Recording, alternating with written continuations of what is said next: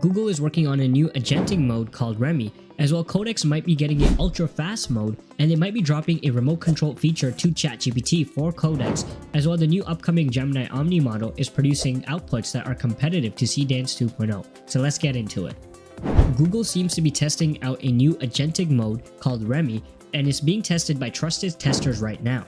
This new agentic mode can easily write about 3.5 lines of code, and it handles large complex builds with ease.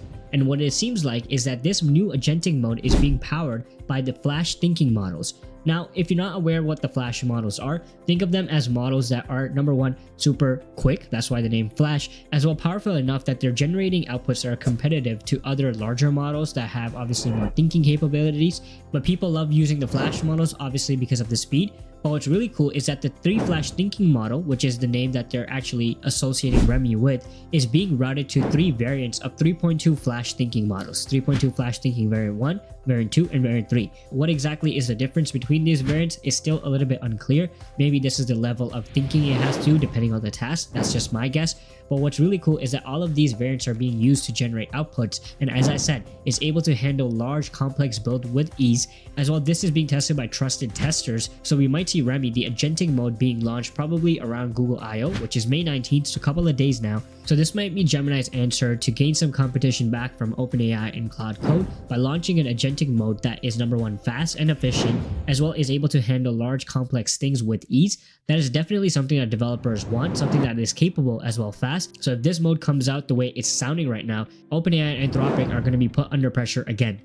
Before we continue, we just launched the Universe of AI newsletter. If you want to stay on top of AI news without having to hunt for it, link is in the description. Don't miss out.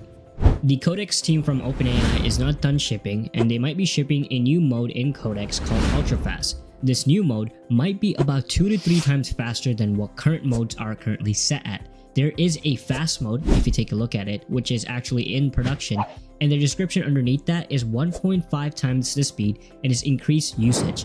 Underneath it is a new mode that was recently added in the Codex GitHub repo, which is Ultrafast, and the description for that is the fastest available responses for latency sensitive work.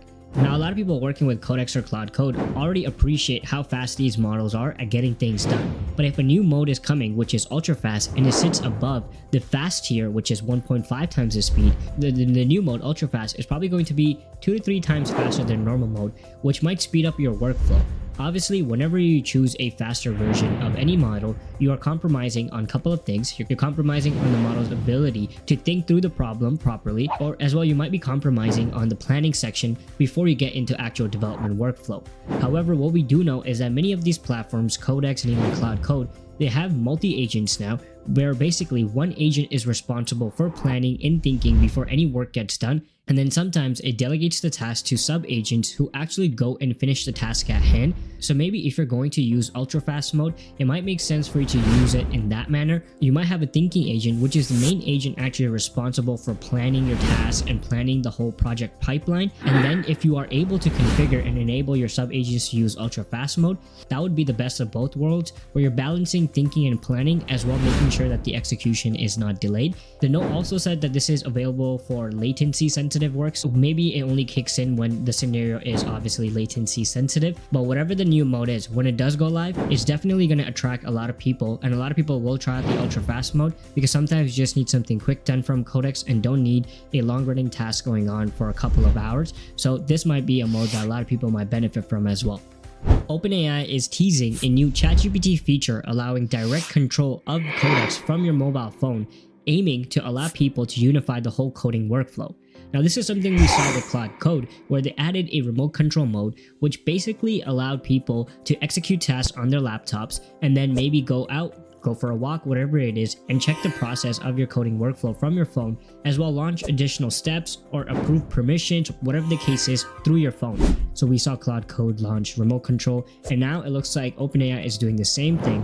And they actually are teasing this because, for example, we see this tweet from Sam Altman saying that, call me maybe, and then we see a picture at the bottom over here that the actual ChatGPT account posted saying message ChatGPT. Then we also saw somebody post this, which is a leaked update, which looks like set up Codex mobile. Use the ChatGPT app on your phone to keep working with Codex whenever your computer is awake. As well, it says access all your threads and projects and create new ones. So you can probably manage your threads, projects, as well launch new ones straight from your phone. And then you can also get notified when Codex Desktop completes a task or needs your attention. What this allows a lot of people to do is, number one, many times when you're working with Codex or Cloud Code, you're going to need to approve some tasks or some steps that the agent wants to take.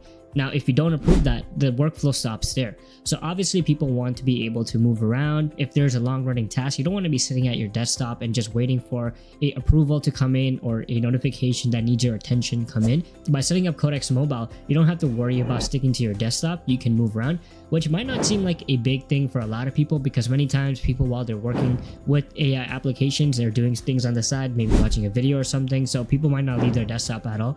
But if people are actually going for a walk or touching some grass, this new feature kind of makes it, I guess, more easy to do so. But what's really cool is that some people are even speculating that this is just the first step and that OpenAI is actually teasing their own mobile phone.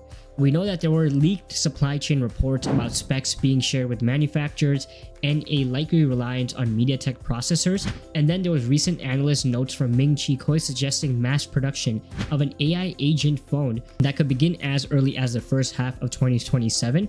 So OpenAI does want to get into the hardware space, and launching a phone which has Codex features integrated, AI agents integrated, and unifying the whole workflow before they launch something like that does make sense.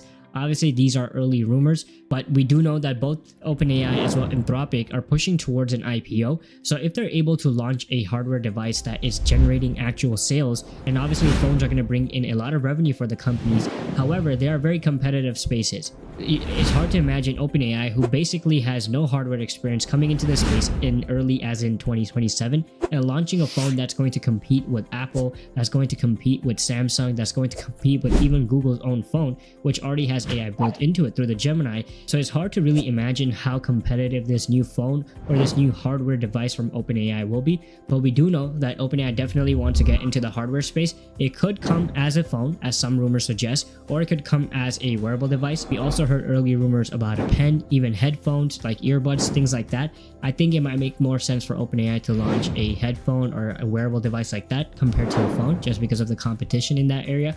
But what do you guys think? Would you actually use a phone that OpenAI makes, or would you just stick with your beloved Apple phone, whatever the case is, and then just download a future version of the Codex Super app on it? There's more and more evidence of an upcoming Gemini Omni video model coming from Google, and we actually see that it's being spotted in the Gemini mobile app by some users, probably in early testing.